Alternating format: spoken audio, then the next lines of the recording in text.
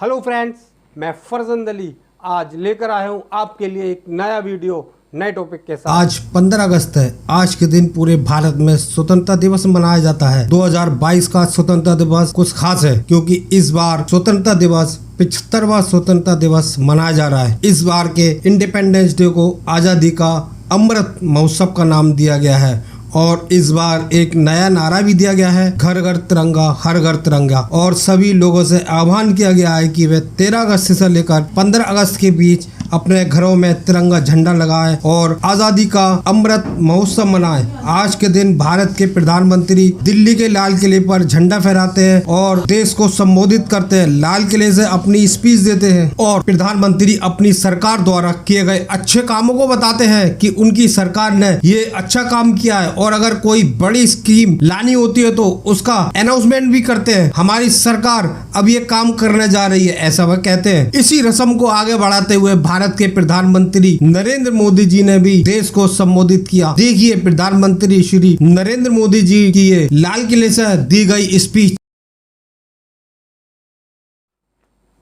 आप मेरा YouTube channel देखते हैं और आपने अभी तक मेरा YouTube channel true and viral story को सब्सक्राइब नहीं किया है तो प्लीज़ सब्सक्राइब कर लीजिएगा। आपको इस तरह का सब्सक्राइब लिखा हुआ मिलेगा, वहाँ पर आपको क्लिक करना है और साथ में आपको इस तरह का एक बेल आइकन यानी घंटी का निशान दिखाई देगा, आपको वहाँ पर क्लिक करना है जिससे कि मैं जब भी अपनी वीडियो डालूं तो आपको उस वीडियो का नोटिफिकेशन मिल सके और आप सबसे पहले मेरी वीडियो को देख सकें।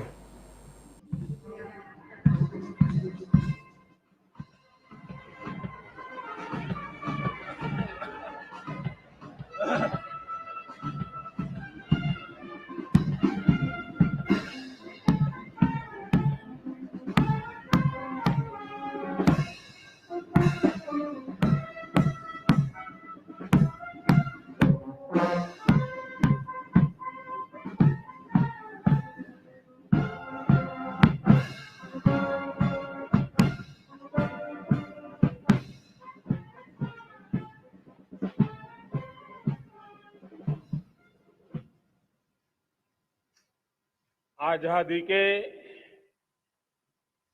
75 वर्ष पूर्ण होने पर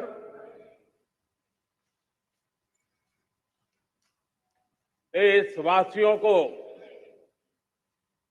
अनेक अनेक शुभकामनाएं, बहुत बहुत बधाई। न सिर्फ हिंदुस्तान का हर कोना लेकिन दुनिया के हर कोने में आज किसी न किसी रूप में भारतीयों के द्वारा या भारत के प्रति अपार प्रेम रखने वालों के द्वारा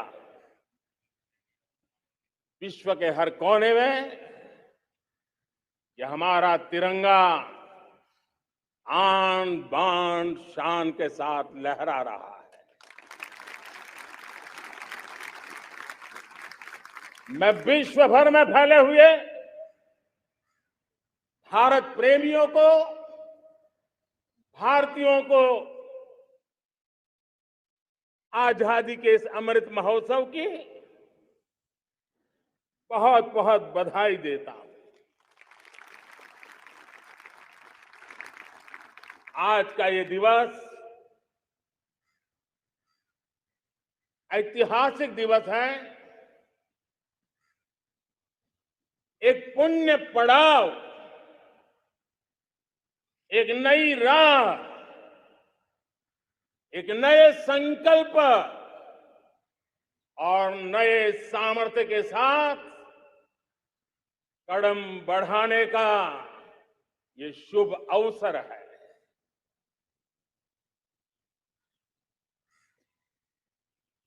आजादी के जंग में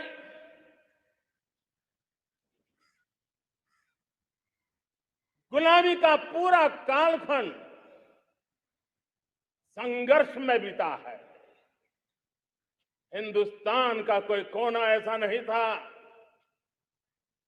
कोई काल ऐसा नहीं था जब देशवासियों ने सैकड़ों सालों तक गुलामी के खिलाफ जंग न किया हो, जीवन न खपाया हो,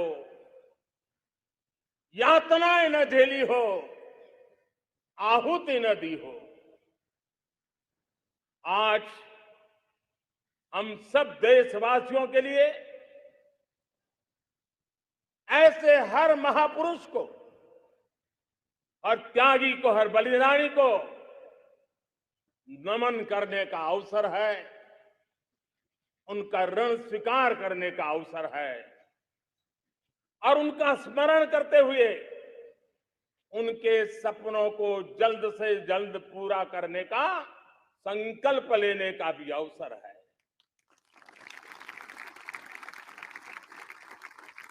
हम सभी देशवासी कृतज्ञ हैं पूज्य बापू के, नेताजी सुभाष चंद्र बोस के,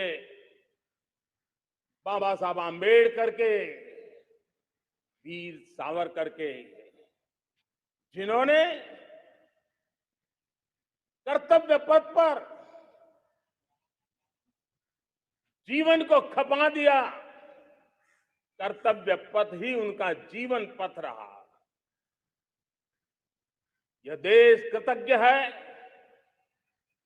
मंगल पांडे, तात्या टोपे, भगत सिंह, सुखदेव, राजगुरु, चंद्रशेखर आजाद, अशफाक उल्लाह खान, राम प्रसाद बिस्मिल, अनगिनत ऐसे हमारे क्रांति वीरों ने अंग्रेजों की हुकूमत की नींव हिला दी थी।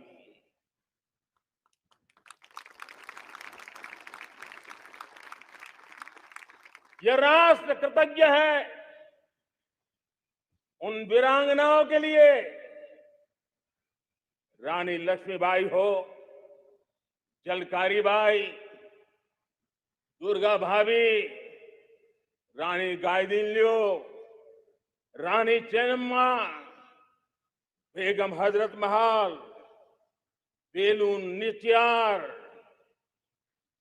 भारत की नारी शक्ति क्या होती है, भारत की नारी शक्ति का संकल्प क्या होता है, भारत की नारी त्याग और बलिदान की क्या पराकाष्ठा कर सकती है, वैसी अनगिनत वीरांगनाओं का स्मरण करते हुए हर हिंदुस्तानी गर्व से भर जाता है।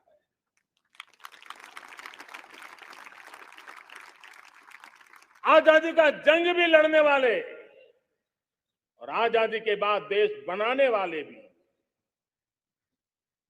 डॉक्टर राजेंद्र प्रसाद जी हो, नेहरू जी हो, सरदार वल्लभ भाई पटेल, श्यामा प्रसाद मुखर्जी, लाल बहादुर शास्त्री, दीनदयाल उपाध्याय, जयप्रकाश नारायण, राम मनोहर लोहिया, आचार्य विनोबा भावे, नानाजी देशमुख, सुब्रमण्यम भारती, अनगिनत ऐसे महापुरुषों को आज नमन करने का अवसर है। जब आजादी के जंग की चर्चा करते हैं तो हम उन जंगलों में जीने वाले हमारे आदिवासी समाज का भी गौरव करना हम नहीं भूल सकते हैं। भगवान बिरसा मुंडा, सिद्धो कान्हू, अल्लूरी सीताराम राजू, गोविंद गुरु, अनगिनत नाम है जिन्होंने आजादी के आंदोलन की आवाज बन करके दूर सुदूर जंगलों में भी मेरे आदिवासी भाई बहनों में, माताओं में, युवकों में मातृभूमि के लिए जीने मरने की प्रेरणा जगाई। ये देश का सौभाग्य रहा है कि आजादी के जंग के कई रूप रहे हैं और उसमें एक रूप वो भी था जिसमें नारायण गुरु हो, स्वामी विवेकानंद हो, महर्षि अरविंदो हो, गुरुदेव रविंद्रनाथ टैगोर हो, ऐसे अनेक महापुरुष हिंदुस्तान के हर कोने में, हर कान में भारत की चेतना को जगाते रहे, भारत को चेतनवंत बनाते रहे। अमृत महोत्सव के दौरान देश ने पूरे एक साल से हम देख रहे हैं, 2021 में दांडी यात्रा से प्रारंभ हुआ, स्मृति दिवस को संवारते हुए हिंदुस्तान के हर जिले में, हर कोने में देशवासियों ने आजादी के अमृत महोत्सव के लक्षावधि कार्यक्रम किए हैं। शायद इतिहास में इतना विशाल, व्यापक, लंबा एक ही मकसद का उत्सव मनाया गया हो, वो शायद ये पहली घटना हुई होगी। और हिंदुस्तान के हर कोने में उन सभी महापुरुषों को याद करने का प्रयास किया गया जिनको किसी न किसी कारणवश इतिहास में जगह न मिली या उनको भुला दिया गया था। आज देश ने खोज खोज करके हर कोने में ऐसे वीरों को, महापुरुषों को, त्यागियों को, बलिदानियों को, सत्याग्रहियों को याद किया, नमन किया। अमृत महोत्सव के दरमियान इन सभी महापुरुषों को नमन करने का अवसर रहा। कल 14 अगस्त को भारत ने विभाजन विभीषिका स्मृति दिवस भी बड़े भारी मन से हृदय के गहरे गांवों को याद करते हुए उन कोटि कोटि जनों ने बहुत कुछ सहन किया था, तिरंगे की शान के लिए सहन किया था, मातृभूमि की मिट्टी से मोहब्बत के कारण सहन किया था और धैर्य नहीं खोया था। भारत के प्रति प्रेम ने नई जिंदगी की शुरुआत करने का उनका संकल्प नमन करने योग्य, प्रेरणा पाने योग्य है। आज जब हम आजादी का अमृत महोत्सव मना रहे हैं तो पिछले 75 साल में देश के लिए जीने मरने वाले, देश की सुरक्षा करने वाले, देश के संकल्पों को पूरा करने वाले, चाहे सेना के जवान हो, पुलिस के कर्मी हो, शासन में बैठे हुए ब्यूरोक्रेट्स हो, जनप्रतिनिधि हो, स्थानीय स्वराज की संस्थाओं के शासक प्रशासक रहे हो, राज्यों के शासक प्रशासक रहे हो, केंद्र के शासक प्रशासक रहे हो, 75 साल में इन सबके योगदान को भी आज स्मरण करने का अवसर है और देश के कोटि कोटि नागरिकों को भी जिन्होंने 75 साल अनेक प्रकार की कठिनाइयों के बीच भी देश को आगे बढ़ाने के लिए अपने से जो हो सका वो करने का प्रयास किया है। मेरे प्यारे देशवासियों, 75 साल की हमारी ये यात्रा अनेक उतार चढ़ाव से भरी हुई है। सुख दुख की छाया मंडराती रही है और इसके बीच भी हमारे देशवासियों ने उपलब्धियां की है, पुरुषार्थ किया है, हार नहीं मानी है, संकल्पों को ओझल नहीं होने दिया है। और इसलिए, और ये भी सच्चाई है कि सैकड़ों सालों के गुलामी के कालखंड ने भारत के मन को, भारत के मानवीय की भावनाओं को गहरे घाव किए थे, गहरी चोटें पहुंचाई थी। लेकिन उसके भीतर एक जिद भी थी, एक जिजीविषा भी थी, एक जुनून भी था, एक जोम भी था। और उसके कारण अभावों के बीच में भी, उपहास के बीच में भी, और जब आजादी का जंग अंतिम चरण में था, तो देश को डराने के लिए, निराश करने के लिए, हताश करने के लिए सारे उपाय किए गए थे। अगर आजादी आई, अंग्रेज चले जाएंगे तो देश टूट जाएगा, बिखर जाएंगे, लोग अंदर अंदर लड़ करके मर जाएंगे, कुछ नहीं बचेगा, अंधकार युग में भारत चला जाएगा। न जाने क्या क्या आशंकाएं व्यक्त की गई थी, लेकिन उनको पता नहीं था ये हिंदुस्तान की मिट्टी है। इस मिट्टी में वो सामर्थ्य है जो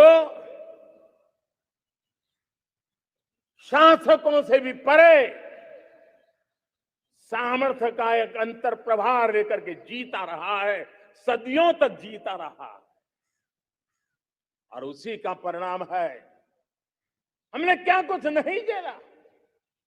कभी अन्न का संकट झेला, कभी युद्ध के शिकार हो गए, आतंकवाद ने डगर डगर चुनौतियां पैदा की, निर्दोष नागरिकों को मौत के घाट उतार दिया गया, छद्म युद्ध चलते रहे, प्राकृतिक आपदाएं आती रही, सफलता विफलता, आशा निराशा, न जाने कितने पड़ाव आए हैं।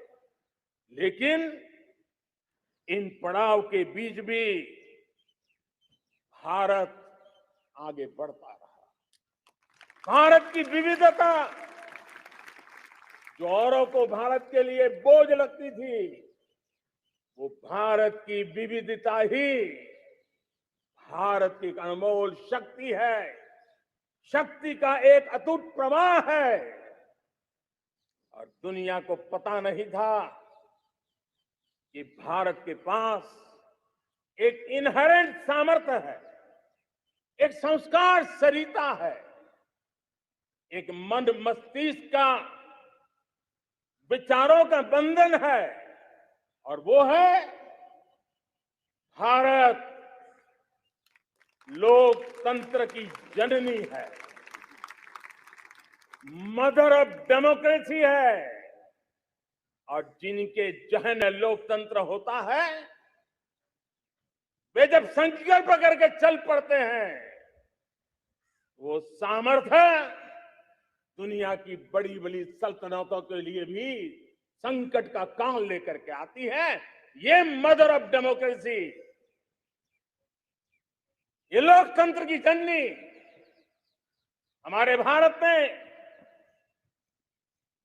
सिद्ध कर दिया कि हमारे पास ये एक अनमोल सामर्थ्य है। मेरे प्यारे देशवासियों, 75 साल की यात्रा में आशाएं, अपेक्षाएं, उतार चढ़ाव, सब कुछ के बीच में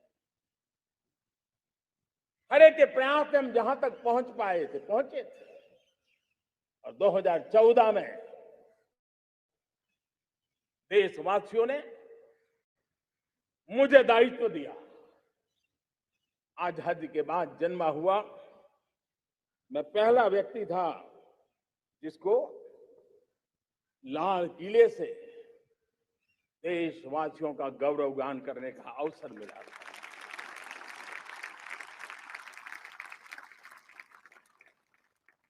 लेकिन मेरे दिल में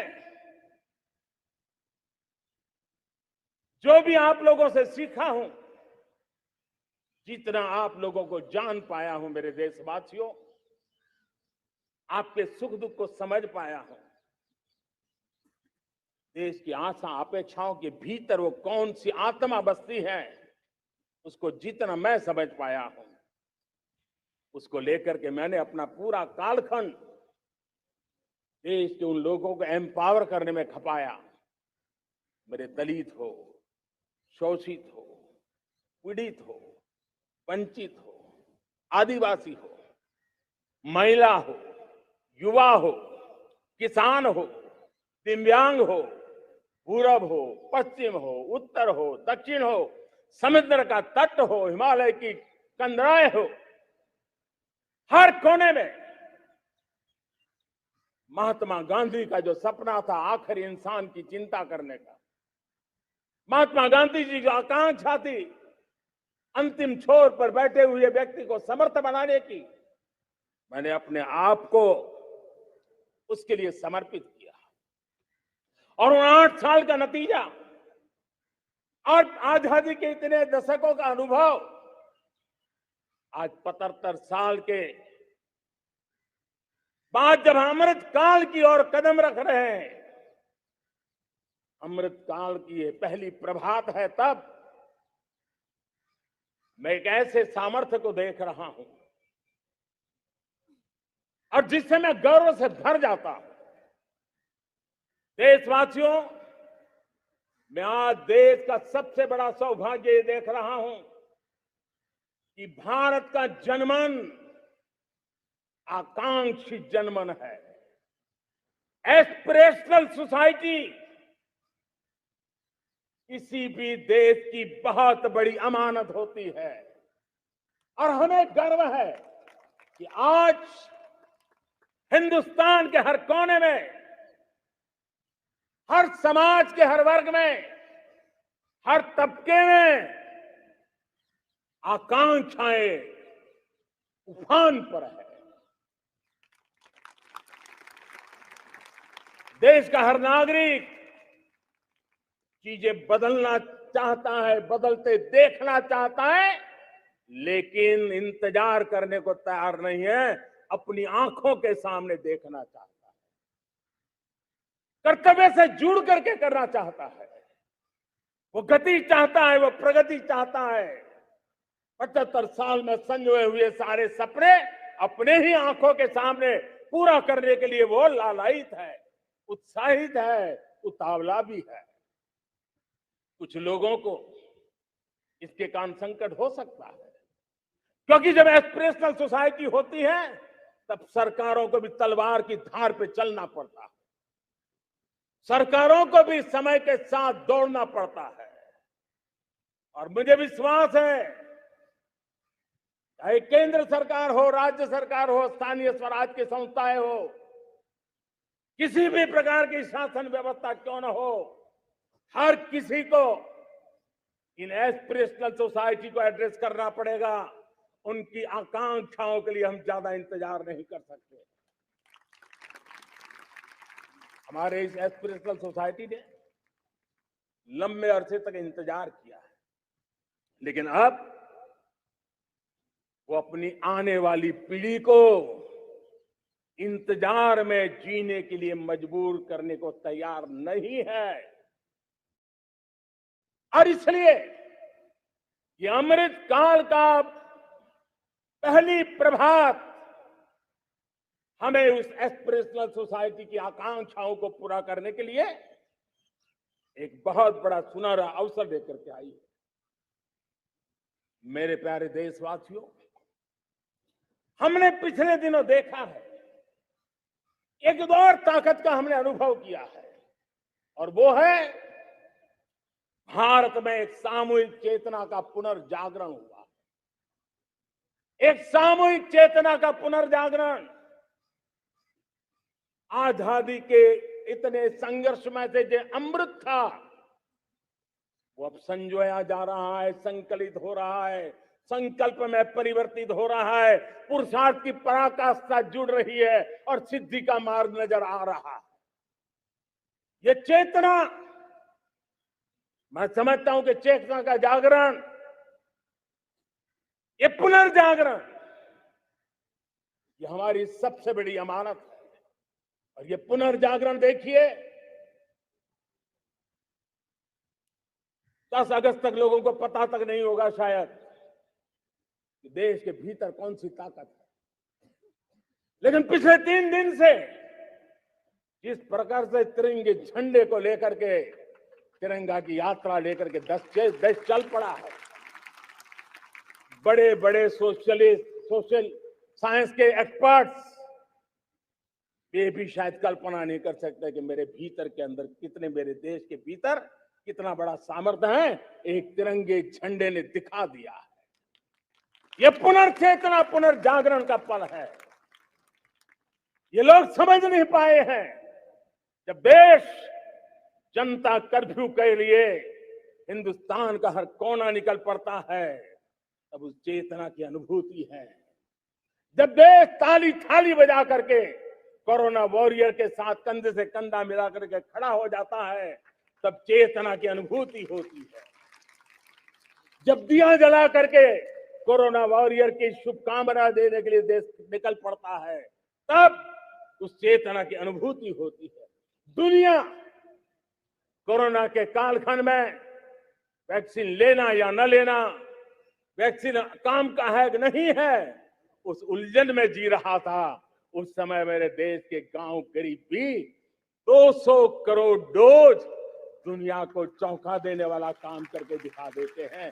यही चेतना है, यही सामर्थ्य है। इस सामर्थ्य ने आज देश को एक नई ताकत दी है।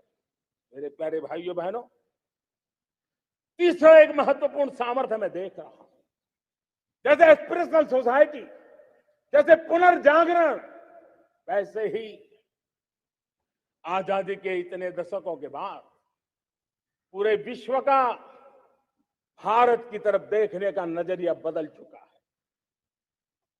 विश्व भारत की तरफ गर्व से देख रहा है, अपेक्षा से देख रहा है। समस्याओं का समाधान भारत की धरती पर दुनिया खोजने लगी है। दोस्तों, विश्व का ये बदलाव, विश्व की सोच में ये परिवर्तन 75 साल की हमारी अनुभव यात्रा का परिणाम है। हम जिस प्रकार से संकल्पों लेकर चल पड़े हैं, दुनिया इसे देख रही है। और आखिरकार विश्व भी उम्मीदें लेकर के जी रहा है। उम्मीदें पूरे करने का सामर्थ्य कहां पड़ा है, वो उसे दिखने लगा है। मैं इसे त्रिशक्ति के रूप में देखता हूं, 3 सामर्थ्य के रूप में देखता हूं। और ये त्रिशक्ति है एस्पिरेशन की, पुनर्जागरण की और विश्व की उम्मीदों की। और इसे पूरा करने के लिए हम जानते हैं दोस्तों, आज दुनिया में एक विश्वास जगने में मेरे देशवासियों की बहुत बड़ी भूमिका है। 130 करोड़ देशवासियों ने कई दशकों के अनुभव के बाद स्थिर सरकार का महत्व क्या होता है, राजनीतिक स्थिरता का महत्व क्या होता है, पॉलिटिकल स्टेबिलिटी दुनिया में किस प्रकार की ताकत दिखा सकती है, नीतियों में कैसा सामर्थ्य होता है, उन नीतियों पर विश्व का कैसे भरोसा बनता है, ये भारत ने दिखाया है और दुनिया भी इसे समझ रही है। और हम जब राजनीतिक स्थिरता हो, नीतियों में गतिशीलता हो, निर्णयों में तेजी हो, सर्वव्यापकता हो, सर्वसमावेशकता हो, तो विकास के लिए हर कोई भागीदार बनता है। हमने सबका साथ सबका विकास का मंत्र लेकर के हम चले थे, लेकिन देखते ही देखते देशवासियों ने सबका विश्वास और सबका प्रयास से उसमें और रंग भर दिए हैं। और इसलिए हमने देखा है हमारी सामूहिक शक्ति को, हमारे सामूहिक सामर्थ्य को हमने देखा है। आजादी का अमृत महोत्सव जिस प्रकार से बनाया गया, जिस प्रकार से हर जिले में 75 अमृत सरोवर बनाने का अभियान चल रहा है, गांव गांव के लोग जुड़ रहे हैं, कार सेवा कर रहे हैं, अपने प्रयत्नों से अपने गांव में जल संरक्षण के लिए बड़ा अभियान चला रहे हैं। और इसलिए भाइयों बहनों, चाहे स्वच्छता का अभियान हो, चाहे गरीबों के कल्याण का काम हो, देश आज पूरी शक्ति से आगे बढ़ रहा है। लेकिन भाइयों बहनों, हम लोग आजादी के अमृत काल में हमारी 75 साल की यात्रा को, उसका गौरवगान करते रहेंगे, अपनी ही पीठ थपथपाते रहेंगे, तो हमारे सपने कहीं दूर चले जाएंगे। और इसलिए 75 साल का कालखंड कितना ही शानदार रहा हो, कितने ही संकटों वाला रहा हो, कितने ही चुनौतियों वाला रहा हो, कितने ही सपने अधूरे दिखते हो, उसके बावजूद भी आज जब हम अमृत काल में प्रवेश कर रहे हैं, अगले 25 वर्ष हमारे देश के लिए अत्यंत महत्वपूर्ण है। और इसलिए जब मैं आज मेरे सामने लाल किले पर से 130 करोड़ देशवासियों के सामर्थ्य का स्मरण करता हूं, उनके सपनों को देखता हूं, उनके संकल्पों की अनुभूति करता हूं, तो साथियों मुझे लगता है आने वाले 25 साल के लिए हमें उस 5 पंच प्राण पर अपनी शक्ति को केंद्रित करनी होगी, अपने संकल्पों को केंद्रित करना होगा, अपने सामर्थ्य को केंद्रित करना होगा। और हमें उन पंच प्राण को लेकर के 2047 जब आजादी के 100 साल होंगे, आजादी के दीवानों के सारे सपने पूरे करने का जिम्मा उठा करके चलना होगा। जब मैं पंच प्राण की बात करता हूं, तो पहला प्राण, अब देश बड़े संकल्प लेकर के ही चलेगा, बहुत बड़े संकल्प लेकर के चलना होगा। और वो बड़ा संकल्प है विकसित भारत। अब उससे कुछ कम नहीं होना चाहिए, बड़ा संकल्प। दूसरा प्राण है किसी भी कोने में, हमारे मन के भीतर, हमारे आदतों के भीतर गुलामी का एक भी अंश अगर भी अभी भी है, तो उसको किसी भी हालत में बचने नहीं देना। अब 100%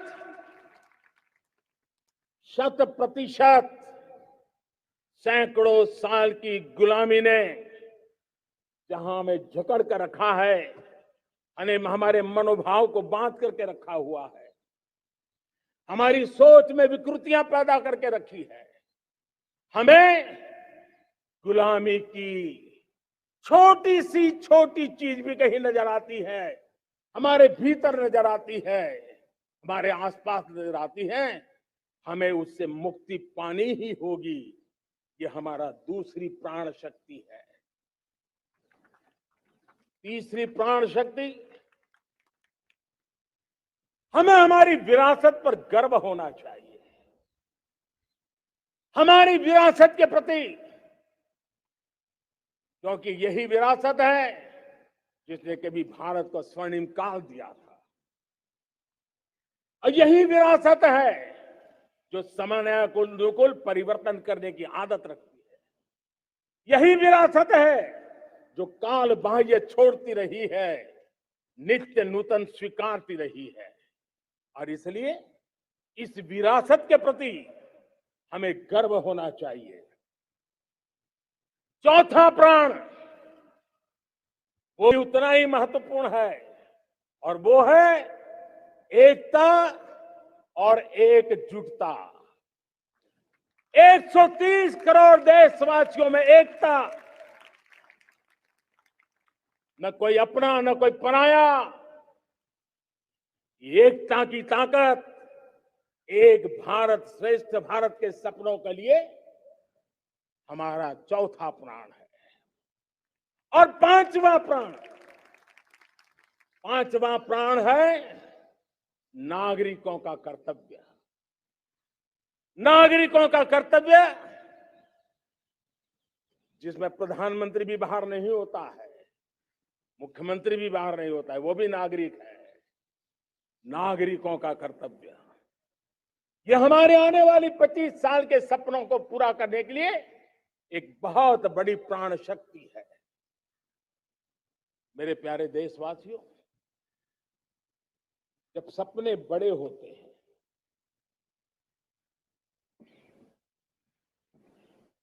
जब संकल्प बड़े होते हैं, तो पुरुषार्थ भी बहुत बड़ा होता है, शक्ति भी बहुत बड़ी मात्रा में जुट जाती है। अब कोई कल्पना कर सकता है कि देश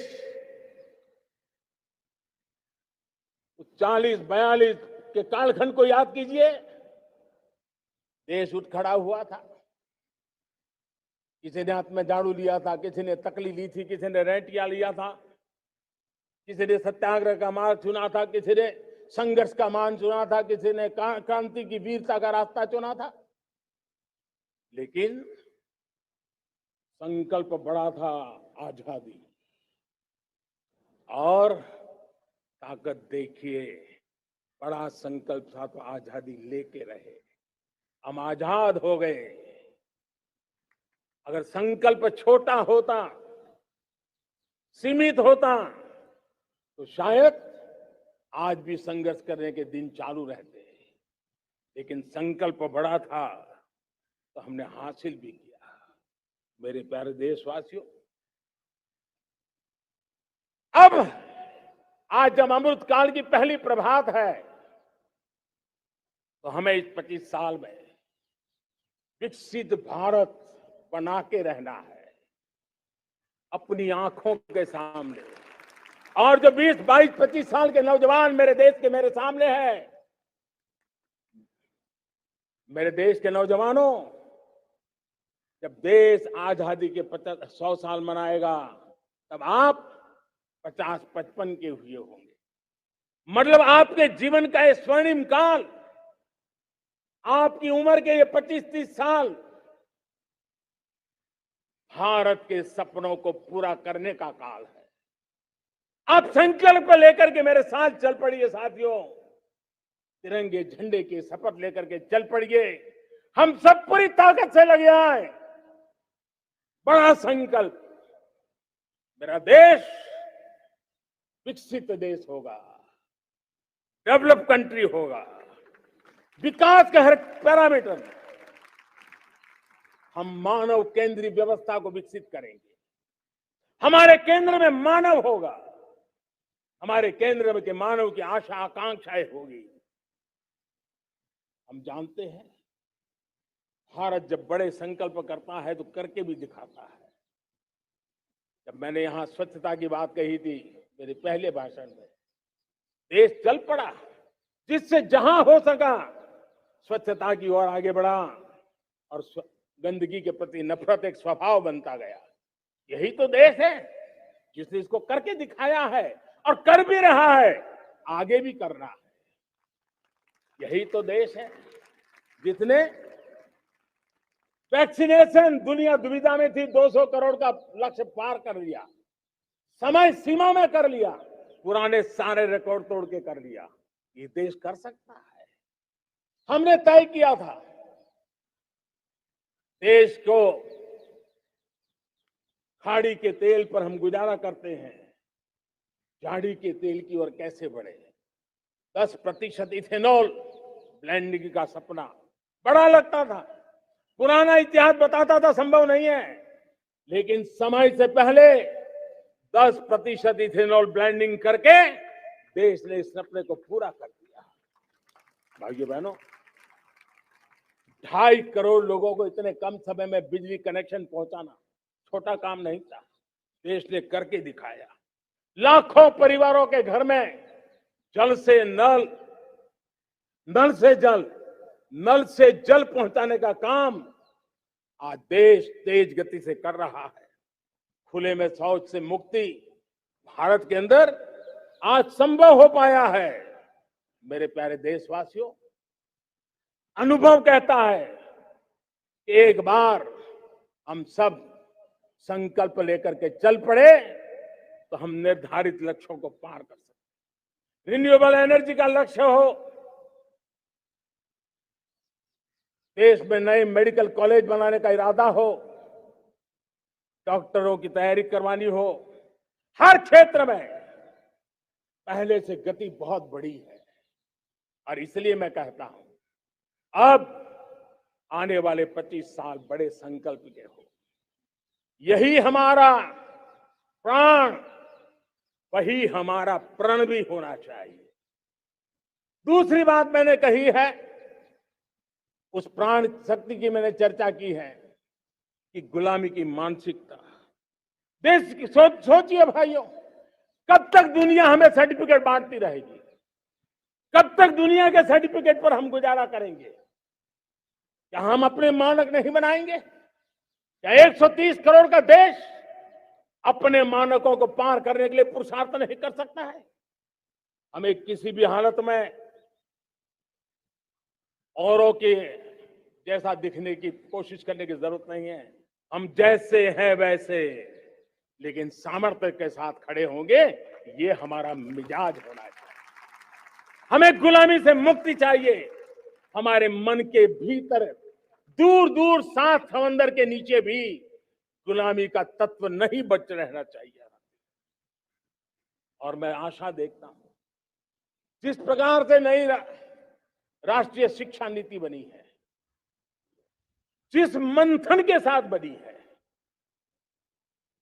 कोटि कोटि लोगों के विचार प्रवाह को संकलित करते हुए बनी है, और भारत की धरती की जमीन से जुड़ी हुई शिक्षा नीति बनी। रसकस हमारी धरती के मिले हैं। हमने जो कौशल्य पर बल दिया है, ये एक ऐसा सामर्थ्य है जो हमें गुलामी से मुक्ति की ताकत देगा। हमने देखा है, कभी कभी तो हमारी टैलेंट भाषा के बंधनों में बन जाती है। ये गुलामी की मानसिकता का परिणाम है। हमें हमारे देश की हर भाषा पे गर्व होना चाहिए। वो हमें भाषा आती हो या ना आती हो, लेकिन मेरे देश की भाषा है, मेरे पूर्वजों ने दुनिया को दी हुई ये भेंट सौगात है, हमें गर्व होना चाहिए। मेरे साथियों, आज डिजिटल इंडिया का रूप हम देख रहे हैं, स्टार्टअप देख रहे हैं। कौन लोग हैं? ये वो टैलेंट है जो टियर 2, टियर 3 सिटी में किसी गांव गरीब के परिवार में बसे हुए लोग हैं। ये हमारे नौजवान हैं जो आज नई नई खोज के साथ दुनिया के सामने आ रहे हैं। गुलामी की मानसिकता हमें उसे तिलांजलि देनी पड़ेगी। अपने सामर्थ्य पर भरोसा करना होगा। दूसरी एक बात जो मैंने कही, तीसरी मेरी प्राण शक्ति की बात है, वो है हमारी विरासत पर हमें गर्व होना चाहिए। जब हम अपनी धरती से जुड़ेंगे, जब हम अपनी धरती से जुड़ेंगे, तभी तो ऊंचा उड़ेंगे।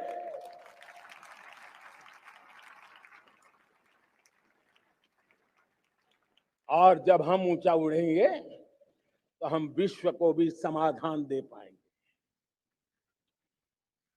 हमने देखा है, जब हम अपनी चीजों पे गर्व करते हैं, आज दुनिया होलिस्टिक हेल्थ केयर की चर्चा कर रही है, लेकिन जब होलिस्टिक हेल्थ केयर की चर्चा करती है तो उसकी नजर भारत के योग पर जाती है, भारत के आयुर्वेद पर जाती है, भारत की होलिस्टिक लाइफस्टाइल के पर जाती है।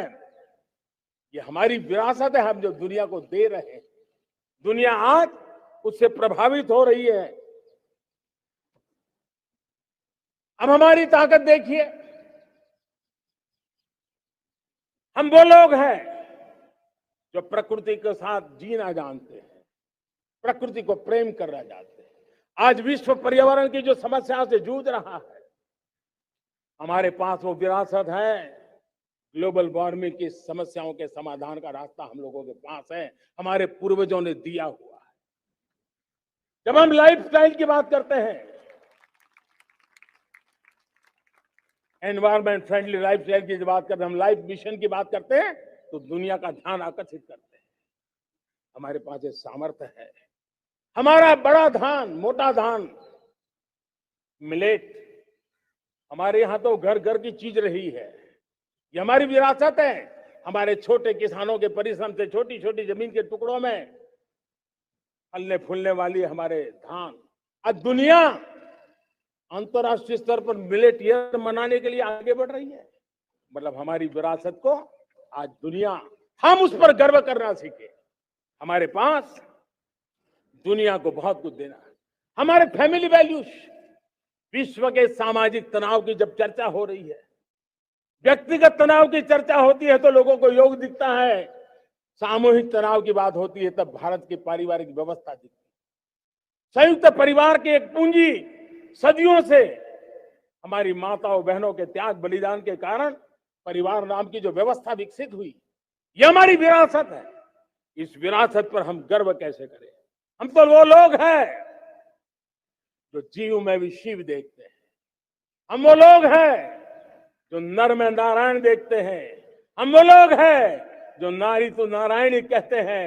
हम वो लोग हैं जो पौधे में परमात्मा देखते हैं। हम वो लोग हैं जो नदी को मां मानते हैं। हम वो लोग हैं जो हर कंकर में शंकर देखते हैं। यह हमारा सामर्थ्य है। हर नदी में मां का रूप देखते हैं। पर्यावरण की इतनी व्यापकता, विशालता, ये हमारा गौरव। हम विश्व के सामने जब खुद गर्व करेंगे तो दुनिया करेगी। भाइयों बहनों, हम वो लोग हैं जिसने दुनिया को वसुधैव कुटुंबकम का मंत्र दिया। हम वो लोग हैं जो दुनिया को कहते हैं एकम सत विप्रहा बदौ वदंती। आज जो होलियर देन दाऊ का जो संकट चल रहा है, तुझसे बड़ा मैं हूं, ये जो तनाव का कारण बना हुआ है, दुनिया को एकम सत विप्रा बहुधा वदंती का ज्ञान देने वाली विरासत हमारे पास है। जो कहते हैं सत्य एक है, जानकार लोग उसको अलग अलग तरीके से कहते हैं। ये गौरव हमारा है। हम लोग हैं जो कहते हैं यत पिंडे तद ब्रह्मांडे। कितनी बड़ी सोच है। जो ब्रह्मांड में है वो हर जीव मात्र में है। यत पिंडे तद ब्रह्मांडे, ये कहने वाले हम लोग हैं। हम वो लोग हैं जिसने दुनिया का कल्याण देखा है। हम जन कल्याण से जग कल्याण के राही रहे हैं। जन कल्याण से जग कल्याण की राह पर चलने वाले हम लोग जब दुनिया की कामना करते हैं तब कहते हैं सर्वे अपनी सुखिनः सन्तु सर्वे सन्तु निरामया। सबके सुख की बात, सबके आरोग्य की बात करना, ये हमारी विरासत है। और इसलिए हम बड़ी शान के साथ हमारी इस विरासत का गर्व करना सीखें। ये प्राण शक्ति है हमारी, तो हमें 25 साल के सपनों पूरा करने के लिए जरूरी है। उसी प्रकार से मेरे प्यारे देशवासियों, एक और महत्वपूर्ण विषय है एकता, एकजुटता। इतने बड़े देश को, उसकी विविधता को हमें सेलिब्रेट करना है। इतने पंथ परंपराएं, ये हमारे आन बान शान है। कोई नीचा नहीं, कोई ऊंचा नहीं है, सब बराबर है। कोई मेरा नहीं, कोई पराया नहीं, सब अपने हैं। ये भाव एकता के लिए बहुत जरूरी है। घर में भी एकता की नींव तभी रखी जाती है जब बेटे बेटी एक समान हो। अगर बेटे बेटी एक समान नहीं होंगे तो एकता के मंत्र नहीं गूंज सकते। जेंडर इक्वलिटी हमारी एकता के लिए पहली शर्त।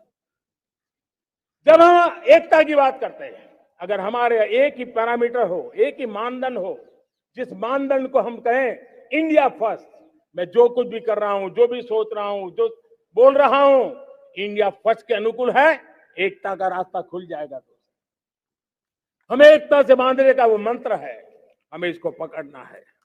मुझे पूरा विश्वास है कि हम समाज के अंदर ऊंच नीच के भेदभावों से, मेरे तेरे के भेदभावों से हम सबकी पुजारी बने। श्रमेव जयते कहते हैं हम, श्रमिक का सम्मान, ये हमारा स्वभाव होना चाहिए।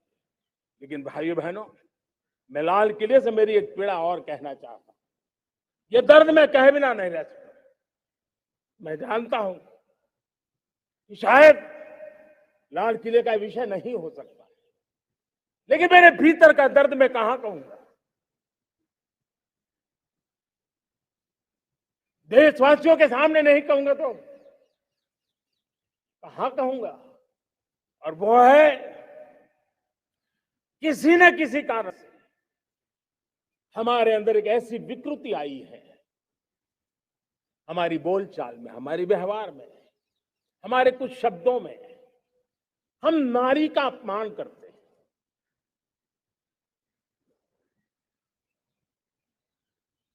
क्या हम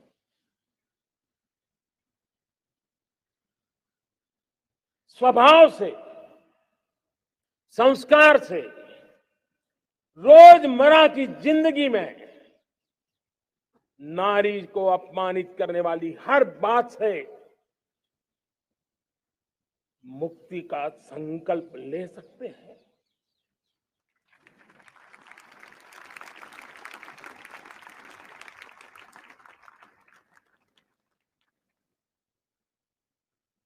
नारी का गौरव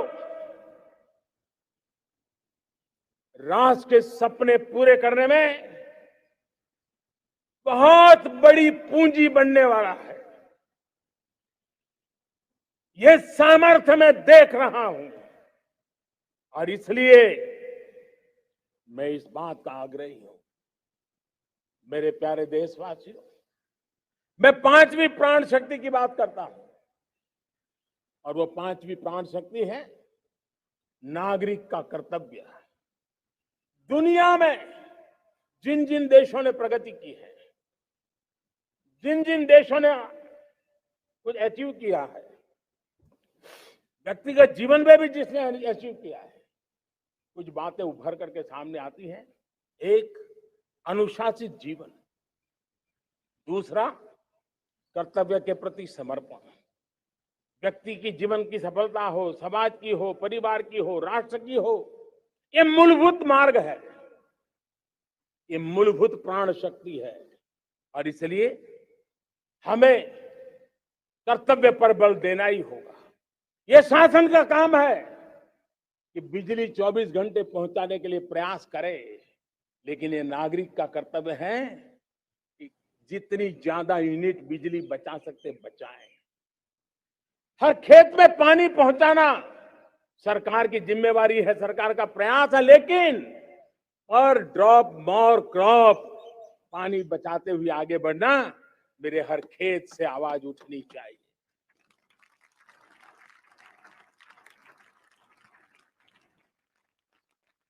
केमिकल मुक्त खेती, ऑर्गेनिक फार्मिंग, प्राकृतिक खेती, ये हमारा कर्तव्य है। साथियों, चाहे पुलिस हो या पीपल हो, शासक हो या प्रशासक हो, ये नागरिक कर्तव्य से कोई अछूता नहीं हो सकता। हर कोई अगर नागरिक के कर्तव्यों को निभाएगा तो मुझे विश्वास है कि हम इच्छित लक्ष्य को प्राप्त करने में समय से पहले सिद्धि प्राप्त कर सकते हैं। मेरे प्यारे देशवासियों, आज महर्षि अरविंदो की जन्म जयंती भी है। मैं उस महापुरुष के चरणों में नमन करता हूं, लेकिन हमें उस महापुरुष को याद करना होगा जिन्होंने कहा था, स्वदेशी से स्वराज, स्वराज से सुराज। ये उनका मंत्र है। हम सबको सोचना होगा कि हम कब तक दुनिया के और लोगों पर निर्भर रहेंगे। क्या हमारे देश का अन्न की आवश्यकता हो हम आउटसोर्स कर सकते हैं क्या? जब देश ने तय कर लिया कि हमारा पेट हम खुद भरेंगे, देश ने करके दिखाया कि नहीं दिखाया? एक बार संकल्प लेते हैं तो होता है दोस्त। और इसलिए आत्मनिर्भर भारत ये हर नागरिक का, हर सरकार का, समाज की हर इकाई का ये दायित्व बन जाता है। ये आत्मनिर्भर भारत ये सरकारी एजेंडा, सरकारी कार्यक्रम नहीं है। ये समाज का जन आंदोलन है जिसे हमें आगे बढ़ाना है। मेरे साथियों, आज जब ये बात हमने सुनी, आजादी के 75 साल के बाद जिस आवाज को सुनने के लिए हमारे कान तरस रहे थे, 75 साल के बाद वो आवाज सुनाई दी है।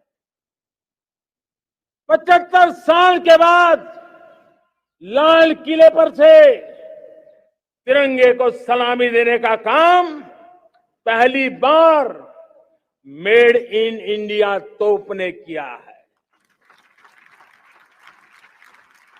कौन हिंदुस्तानी होगा जिसको ये बात, एक आवाज उसे नई प्रेरणा, ताकत नहीं दी?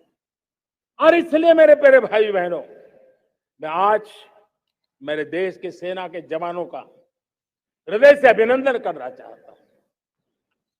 मेरी आत्मनिर्भर की बात को संगठित स्वरूप में, साहस के स्वरूप में मेरी सेना के जवानों ने, सेना नायकों ने जिस जिम्मेवारी के साथ कंधे पे उठाया है, मैं उनको जितनी सैल्यूट करूं उतनी कम है दोस्त। उनको आज मैं सलाम करता हूं, क्योंकि सेना का जवान मौत को मुट्ठी में लेकर के चलता है। मौत और जिंदगी के बीच में कोई फासला ही नहीं होता है, और तब बीच में वो डट करके खड़ा होता है। और वो मेरा सेना का जवान तय करे कि हम 300 ऐसी चीजों अब लिस्ट करते हैं जो हम विदेश से नहीं लाएंगे हमारे देश की। ये संकल्प छोटा नहीं है।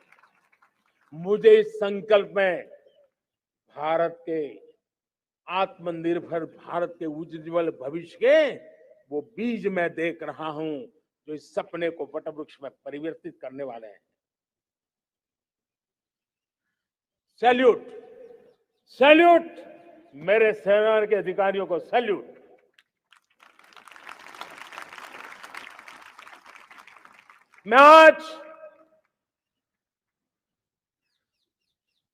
मैं मेरे छोटे छोटे बालकों को, 5 साल 7 साल की आयु के बालक, उनको भी सैल्यूट करना चाहिए, उनको भी सलाम करना चाहिए। जब देश के सामने चेतना जगी, मैंने सैकड़ों परिवारों से सुना है, 5-5, 7 साल के बच्चे घर में कह रहे हैं कि अब हम विदेशी खिलौने से नहीं खेलते। 5 साल का बच्चा घर में विदेशी खिलौने से नहीं खेलेंगे, ये जब संकल्प करता है ना, तब आत्मनिर्भर भारत उसकी रगों में दौड़ता है। आप देखिए, पीएलआई स्कीम 1 लाख करोड़ रुपया दुनिया के लोग हिंदुस्तान में अपना नसीब आजमाने आ रहे हैं, टेक्नोलॉजी लेकर के आ रहे हैं, रोजगार के नए अवसर बना रहे हैं। भारत मैन्युफैक्चरिंग हब बनता जा रहा है, आत्मनिर्भर भारत की बुनियाद बना रहा है। आज इलेक्ट्रॉनिक गुड्स मैन्युफैक्चरिंग हो, मोबाइल फोन का मैन्युफैक्चरिंग हो, आज देश बहुत तेजी से प्रगति कर रहा है।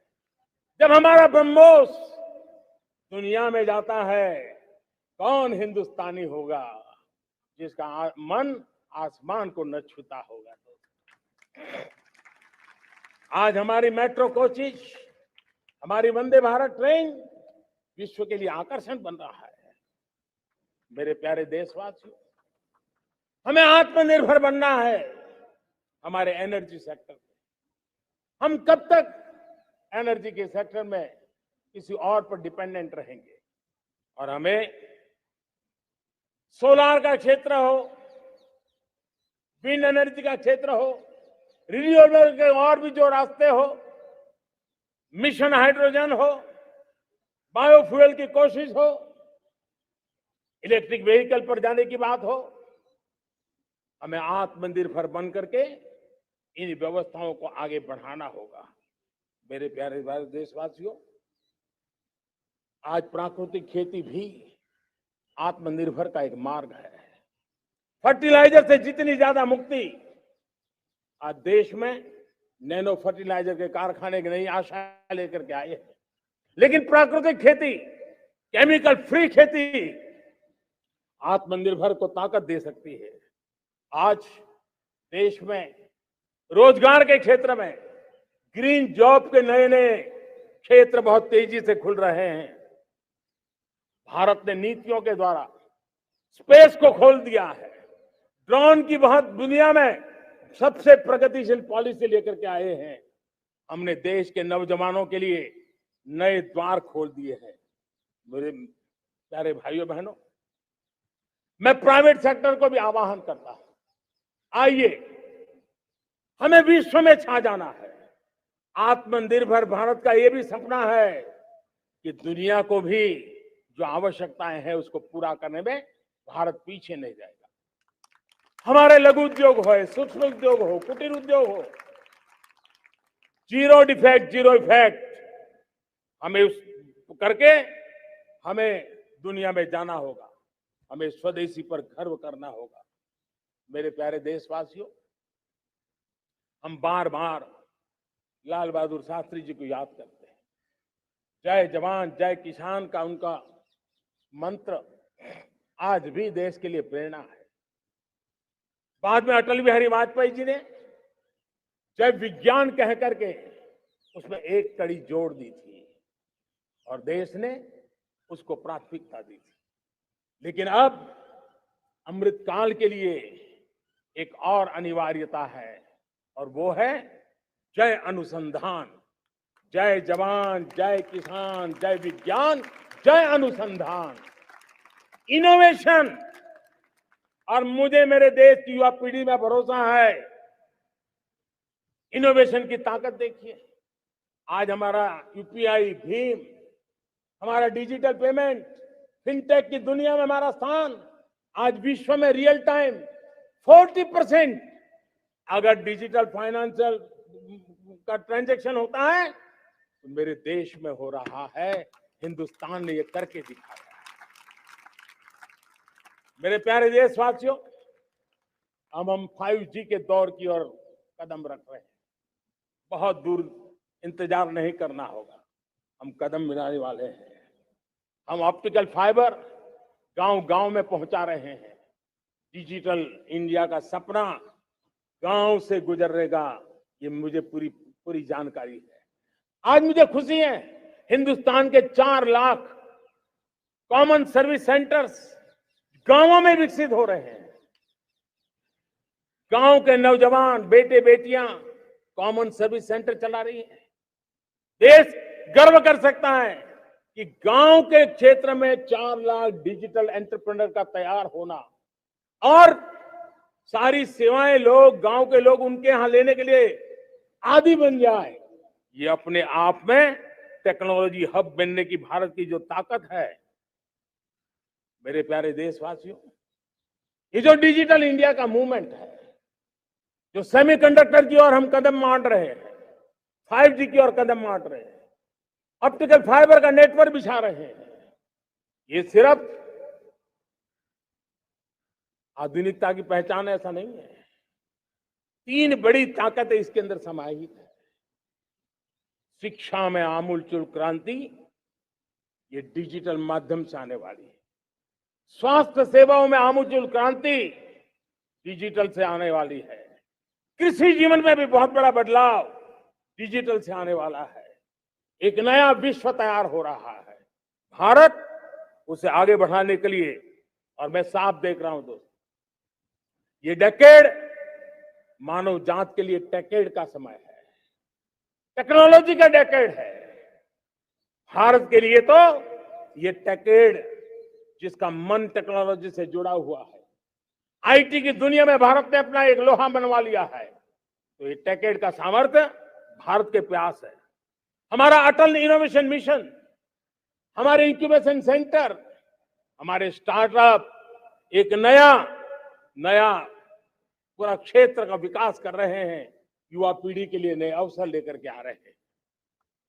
स्पेस मिशन की बात हो, हमारा डीप ओशन मिशन की बात हो, समुद्र की गहराई में जाना हो या हमें आसमान को छूना हो, ये नए क्षेत्र हैं जिसको लेकर के हम आगे बढ़ रहे हैं। मेरे प्यारे देशवासियों, हम इस बात को न भूलें, और भारत ने सदियों से देखा हुआ है, जैसे देश में कुछ नमूना रूप कामों की जरूरत होती है, कुछ बड़ी बड़ी ऊंचाइयों की जरूरत होती है, लेकिन साथ साथ धरातल पर मजबूती बहुत आवश्यक होती है। भारत की आर्थिक विकास की संभावनाएं धरातल की मजबूती से जुड़ी हुई, और इसलिए हमारे छोटे किसान, उनका सामर्थ्य, हमारे छोटे उद्यमी, उनका सामर्थ्य, हमारे लघु उद्योग, कुटीर उद्योग, सूक्ष्म उद्योग, रेहड़ी पटरी वाले लोग, घरों में काम करने वाले लोग, ऑटो रिक्शा चलाने वाले लोग, बस सेवाएं देने वाले लोग, ये समाज का जो सबसे बड़ा तबका है, इसका सामर्थ्यवान होना भारत के सामर्थ्य की गारंटी है। और इसलिए हमारी आर्थिक विकास की ये जो मूलभूत जमीनी ताकत है, उस ताकत को सर्वाधिक बल देने की दिशा में हमारा प्रयास चल रहा है। मेरे प्यारे देशवासियों, हमारे पास 75 साल का अनुभव है। हमने 75 साल में कई सारी सिद्धियां भी प्राप्त की हैं। हमने 75 साल के अनुभव में नए सपने भी संजोए हैं, नए संकल्प भी लिए हैं। लेकिन अमृतकाल के लिए हमारे मानव संसाधन का ऑप्टिमम आउटकम कैसे हो, हमारी प्राकृतिक संपदा का ऑप्टिमम आउटकम कैसे हो, इस लक्ष्य को लेकर के हमें चलना है। और तब मैं पिछले कुछ सालों से अनुभव से कहना चाहता हूं, आपने देखा होगा, आज अदालत के अंदर देखिए, हमारी वकील के क्षेत्र में काम करने वाले हमारी नारी शक्ति किस ताकत के साथ नजर आ रही है। आप ग्रामीण क्षेत्र में जनप्रतिनिधि के रूप में देखिए, हमारी नारी शक्ति किस मिजाज से, समर्पित भाव से अपनी गांवों की समस्याओं को सुलझाने में लगी हुई है। आज ज्ञान का क्षेत्र देख लीजिए, विज्ञान का क्षेत्र देख लीजिए, हमारे देश की नारी शक्ति सिरमौर नजर आ रही है। आज हम पुलिस में देखें, हमारी नारी शक्ति लोगों की सुरक्षा की जिम्मेवारी उठा रही है। हम जीवन के हर क्षेत्र में देखें, खेलकूद का मैदान देखें या युद्ध की भूमि देखें, भारत की नारी शक्ति एक नए सामर्थ्य, नए विश्वास के साथ आगे आ रही है। मैं इसको भारत की 75 साल की जो यात्रा में जो योगदान है, उसमें अब कई गुना योगदान आने वाले 25 साल में मैं मेरी नारी शक्ति का देख रहा हूं, मेरी माताओं, बहनों का, मेरी बेटियों का देख रहा हूं। और इसलिए ये सारे हिसाब किताब से ऊपर है, सारे आपके पैरामीटर से अतिरिक्त है। हम इस पर जितना ध्यान देंगे, हम जितने ज्यादा अवसर हमारी बेटियों को देंगे, जितनी सुविधाएं हमारी बेटियों के लिए केंद्रित करेंगे, आप देखना वो हमें बहुत कुछ लौटा करके देगी, वो देश को इस ऊंचाई पर ले जाएगी। इस अमृत काल में जो सपने पूरे करने में जो मेहनत लगने वाली है, अगर हमारी नारी शक्ति की मेहनत जुड़ जाएगी, व्यापक रूप से जुड़ जाएगी, तो हमारी मेहनत कम होगी, हमारा समय सीमा भी कम हो जाएगी, हमारे सपने और तेजस्वी होंगे और ओजस्वी होंगे और दैदीप्यमान होंगे। और इसलिए आइए साथियों, हम जिम्मेवारियों को लेकर आगे बढ़े। मैं आज भारत के संविधान के निर्माताओं का भी धन्यवाद करना चाहता हूं। तो उन्होंने जो हमें फेडरल स्ट्रक्चर दिया है, उसके स्पिरिट को बनाते हुए, उसकी भावनाओं का आदर करते हुए हम कंधे से कंधा मिला करके इस अमृत काल में चलेंगे तो सपने साकार होकर के रहेंगे। कार्यक्रम भिन्न हो सकते हैं, कार्यशैली भिन्न हो सकती है, लेकिन संकल्प भिन्न नहीं हो सकते, राष्ट्र के लिए सपने भिन्न नहीं हो सकते। आइए हम एक ऐसे युग के अंदर आगे बढ़े। मुझे याद है जब मैं गुजरात का मुख्यमंत्री था, केंद्र में हमारे विचार की सरकार नहीं थी, लेकिन मेरे गुजरात में हर जगह पे मैं एक ही मंत्र लेके चलता था कि भारत के विकास के लिए गुजरात का विकास, भारत का विकास, हम कहीं पर भी हो, हम सबके मन मस्तिष्क में रहना चाहिए। हमारे देश के कई राज्य हैं जिन्होंने देश को आगे बढ़ाने में बहुत भूमिका अदा की है, नेतृत्व किया है, कई क्षेत्रों में उदाहरण काम किए हैं। ये हमारे फेडरलिज्म को ताकत देते हैं। लेकिन आज समय की मांग है कि हमें कोऑपरेटिव फेडरलिज्म के साथ साथ कोऑपरेटिव कॉम्पिटिटिव फेडरलिज्म की जरूरत है। हमें विकास की स्पर्धा की जरूरत है। हर राज्य को लगना चाहिए वो राज्य आगे निकल गया, मैं इतनी मेहनत करूंगा, मैं आगे निकल जाऊंगा। उसने ये 10 अच्छे काम किए हैं, मैं 15 अच्छे काम करके दिखाऊंगा। उसने 3 साल में पूरा किया है, मैं 2 साल में करके दिखाऊंगा। हमारे राज्यों के बीच में, हमारी सर्विस सरकार की सभी इकाइयों के बीच में वो स्पर्धा का वातावरण चाहिए जो हमें विकास की नई ऊंचाइयों पर ले जाने के लिए प्रयास करे। मेरे प्यारे देशवासियों, इस 25 वर्ष का अमृत काल के लिए जब हम चर्चा करते हैं, तब मैं जानता हूं चुनौतियां अनेक है, मर्यादाएं अनेक है, मुसीबतें भी है, बहुत कुछ है। हम इसको कम नहीं आंकते हैं, रास्ते खोजते हैं, लगातार कोशिश कर रहे हैं। लेकिन 2 विषयों को तो मैं यहां आज चर्चा करना चाहता हूं। चर्चा अनेक विषयों पर हो सकती है, लेकिन मैं अभी समय की सीमा के कारण 2 विषयों पर चर्चा करता हूं। और मैं मानता हूं हमारे इन सारी चुनौतियों को कारण, विकृतियों के कारण, बीमारियों के कारण इस 25 साल का अमृतकाल, उस पर शायद अगर हमने समय रहते नहीं चेते, समय रहते समाधान नहीं किए, तो वो ये विकराल रूप ले सकते हैं। और इसलिए मैं सबकी चर्चा न करते हुए 2 पर जरूर चर्चा करना चाहता हूं। एक है भ्रष्टाचार, दूसरा है भाई भतीजावाद, परिवारवाद। भारत जैसे लोकतंत्र में जहां लोग गरीबी से जूझ रहे हैं, जब ये तरफ से देखते हैं कि एक तरफ वो लोग हैं जिनके पास रहने के लिए जगह नहीं है, दूसरी तरफ वो तरफ लोग हैं जिनको अपना चोरी किया हुआ माल रखने के लिए जगह नहीं है। ये स्थिति अच्छी नहीं है। और इसलिए हमें भ्रष्टाचार के खिलाफ पूरी ताकत से लड़ना है। पिछले 8 वर्षों में डायरेक्ट बेनिफिट ट्रांसफर के द्वारा, आधार, मोबाइल, इन सारे आधुनिक व्यवस्थाओं का उपयोग करते हुए 2 लाख करोड़ रुपए जो गलत हाथों में जाते थे,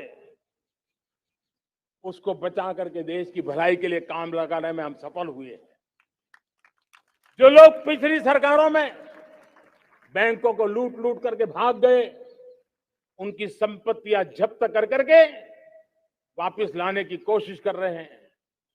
कईयों को जेलों में जीने के लिए मजबूर करके रखा हुआ है। हमारी कोशिश है जिन्होंने देश को लूटा है उनको लौटाना पड़े, वो स्थिति हम पैदा करें। भाइयों बहनों, अब भ्रष्टाचार के खिलाफ मैं साफ देख रहा हूं कि हम एक निर्णायक कालखंड में कदम रख रहे हैं। बड़े बड़े चमरबंदी भी बच नहीं पाएंगे। इस मिजाज के साथ भ्रष्टाचार के खिलाफ एक निर्णायक कालखंड में अब हिंदुस्तान कदम रख रहा है। और मैं लाल किले की प्राचीर से बड़ी जिम्मेवारी के साथ कह रहा हूं। और इसलिए भाइयों बहनों, भ्रष्टाचार दीमक की तरह देश को खोखला कर रहा है। मुझे इसके खिलाफ लड़ाई लड़नी है, लड़ाई को तेज करना है, निर्णायक मोड़ पे लेकर के ही जाना है। तब मेरे 130 करोड़ देशवासी, आप मुझे आशीर्वाद दीजिए, आप मेरा साथ दीजिए। मैं आज आपसे साथ मांगने आया, आपका सहयोग मांगने आया हूं, ताकि मैं इस लड़ाई को लड़ पाऊं, इस लड़ाई को देश जीत पाए और सामान्य नागरिक की जिंदगी भ्रष्टाचार ने तबाह करके रखी हुई है। मैं मेरे इन सामान्य नागरिक की जिंदगी को फिर से शान बान शान के लिए जीने के लिए रास्ता बनाना चाहता हूं। और इसलिए मेरे प्यारे देशवासियों, ये चिंता का विषय है कि आज देश में भ्रष्टाचार के प्रति नफरत तो दिखती है, व्यक्त भी होती है, लेकिन कभी कभी भ्रष्टाचारियों के प्रति उदारता बरती जाती है। किसी भी देश में ये शोभा नहीं देगा। और कई लोग तो इतनी बेशर्मी तक चले जाते हैं कि कोर्ट में सजा हो चुकी हो, भ्रष्टाचारी सिद्ध हो चुका हो, जेल जाना तय हो चुका हो, जेल गुजार रहे हो, उसके बावजूद भी उनका महिमा मंडन करने में लगे रहते हैं, उनकी शान शौकत में लगे रहते हैं, उनकी प्रतिष्ठा बनाने में लगे रहते हैं। अगर जब तक समाज में गंदगी के प्रति नफरत नहीं होती है, स्वच्छता की चेतना जगती नहीं है। जब तक भ्रष्टाचार और भ्रष्टाचारी के प्रति नफरत का भाव पैदा नहीं होता है, सामाजिक रूप से उसको नीचा देखने के लिए मजबूर नहीं करते, तब तक एक मानसिकता खत्म होने वाली नहीं। और इसलिए भ्रष्टाचार के प्रति भी और भ्रष्टाचारियों के प्रति भी हमें बहुत जागरूक होने की जरूरत है। दूसरी एक चर्चा मैं करना चाहता हूं, भाई भतीजावाद। और जब मैं भाई भतीजावाद, परिवारवाद की बात करता हूं तो लोगों को लगता है मैं सिर्फ राजनीतिक क्षेत्र की बात करता हूं। जी नहीं, दुर्भाग्य से राजनीतिक क्षेत्र की उस बुराई ने हिंदुस्तान की हर संस्थाओं में परिवारवाद को पोषित कर दिया है। परिवारवाद हमारी अनेक संस्थाओं को अपने में लपेटे हुए है और उसके कारण मेरे देश की टैलेंट को नुकसान होता है, मेरे देश के सामर्थ्य को नुकसान होता है। जिनके पास अवसर की संभावनाएं हैं, वो परिवारवाद, भाई भतीजे के बाद बाहर रह जाता है। भ्रष्टाचार का भी कारण ये भी एक बन जाता है, ताकि उसका कोई भाई भतीजे के कार्य आसरा नहीं है तो लगता है चलो भाई कहीं से खरीद करके के जगह बना लूं। इस परिवारवाद से, भाई भतीजावाद से हमें हर संस्थाओं में एक नफरत पैदा करनी पड़ी होगी, जागरूकता पैदा करनी होगी, तब हम हमारी संस्थाओं को बचा पाएंगे। संस्थाओं के उज्जवल भविष्य के लिए बहुत आवश्यक है उसी प्रकार से राजनीति में भी परिवारवाद ने देश के सामर्थ्य को सबसे सारा अन्याय किया है। परिवारवादी राजनीति परिवार की भलाई के लिए होती है, उसको देश की भलाई से कोई लेना देना नहीं होता है। और इसलिए लाल किले की प्राचीर से तिरंगे झंडे के आन बान शान के नीचे भारत के संविधान का स्मरण करते हुए मैं देशवासियों को खुले मन से कहना चाहता हूं, आइए हिंदुस्तान के राजनीति के शुद्धिकरण के लिए भी, हिंदुस्तान की सभी संस्थाओं के शुद्धिकरण के लिए भी हमें देश को इस परिवारवादी मानसिकता से मुक्ति दिला करके योग्यता के आधार पर देश को आगे ले जाने की ओर बढ़ना होगा। यह अनिवार्यता है, वरना हर किसी का मन कुंठित रहता है कि मैं उसके लिए योग्य था, मुझे नहीं मिला क्योंकि मेरा कोई चाचा मामा पिता दादा दादी नाना नानी कोई वहां थे नहीं। ये मनस्थिति किसी भी देश के लिए अच्छी नहीं। मेरे देश के नौजवानों, मैं आपके उज्जवल भविष्य के लिए, आपके सपनों के लिए, मैं भाई भतीजावाद के खिलाफ लड़ाई में आपका साथ चाहता हूं। परिवारवादी राजनीति के खिलाफ लड़ाई में मैं आपका साथ चाहता हूं। ये संवैधानिक जिम्मेवारी मानता हूं मैं, ये लोकतंत्र की जिम्मेवारी मानता हूं मैं, ये लाल किले के प्राचीर से कही गई बात की ताकत में मानता हूं, और इसलिए मैं आज आपका अवसर चाहता हूं। हमने देखा पिछले दिनों खेलों में, ऐसा तो नहीं है कि देश के पास पहले प्रतिभाएं नहीं रही होंगी, ऐसा तो नहीं है कि खेलकूद की दुनिया में हिंदुस्तान के नौजवान हमारे बेटे बेटियां कुछ कर नहीं, लेकिन सिलेक्शन भाई भतीजेवाद की चैनल से गुजरते थे और उसके कारण वो खेल के मैदान तक, उस देश तक तो पहुंच जाते थे। जीत हार से उन्हें लेना देना नहीं था, लेकिन जब ट्रांसपेरेंसी आई, योग्यता के आधार पर खिलाड़ियों का चयन होने लगा, पूर्ण पारदर्शिता से खेल के मैदान में सामर्थ्य का सम्मान होने लगा, आज देखिए दुनिया में खेल के मैदान में भारत का तिरंगा फहरता है, भारत का राष्ट्रगान गाया जाता है, गर्व होता है, और परिवारवाद से मुक्ति होती है, भाई भतीजावाद से मुक्ति होती है, तो ये नतीजे आते हैं। मेरे प्यारे देशवासियों, ये ठीक है, चुनौतियां बहुत है। अगर इस देश के सामने करोड़ों संकट है तो करोड़ों समाधान भी है, और मेरा 130 करोड़ देशवासियों पर भरोसा है। 130 करोड़ देशवासी निर्धारित लक्ष्य के साथ, संकल्प के प्रति समर्पण के साथ, जब 130 करोड़ देशवासी एक कदम आगे रखते हैं ना, तो हिंदुस्तान 130 करोड़ कदम आगे बढ़ जाता है। इस सामर्थ्य को लेकर के हमने आगे बढ़ना है। इस अमृत काल में, जब ये अमृत काल की पहली बेला है, पहली प्रभात है, हमें आने वाले 25 साल को एक पल भी भूलना नहीं है। एक एक दिन, समय का प्रत्येक क्षण, जीवन का प्रत्येक कण मातृभूमि के लिए जीना, और तभी आजादी के दीवानों को हमारी सच्ची श्रद्धांजलि होगी। तभी 75 साल तक देश को यहां तक पहुंचाने में जिन जिन लोगों ने योगदान किया, उनका पुण्य स्मरण हमें काम आएगा। मैं देशवासियों से आग्रह करते हुए, नई संभावनाओं को संजोते हुए, नए संकल्पों को पार करते हुए, आगे बढ़ने का विश्वास लेकर के आज अमृत काल का आरंभ करते हैं। आजादी का अमृत महोत्सव अब अमृत काल की दिशा में पलट चुका है, आगे बढ़ चुका है। तब इस अमृत काल में सबका प्रयास अनिवार्य है, सबका प्रयास ही परिणाम लाने वाला है। टीम इंडिया की भावना ही देश को आगे बढ़ने वाली है। 130 करोड़ देशवासियों की ये टीम इंडिया एक टीम के रूप में आगे बढ़ करके सारे सपनों को साकार करेंगी। इसी पूरे विश्वास के साथ मेरे साथ बोलिए, जय हिंद, जय हिंद, जय हिंद।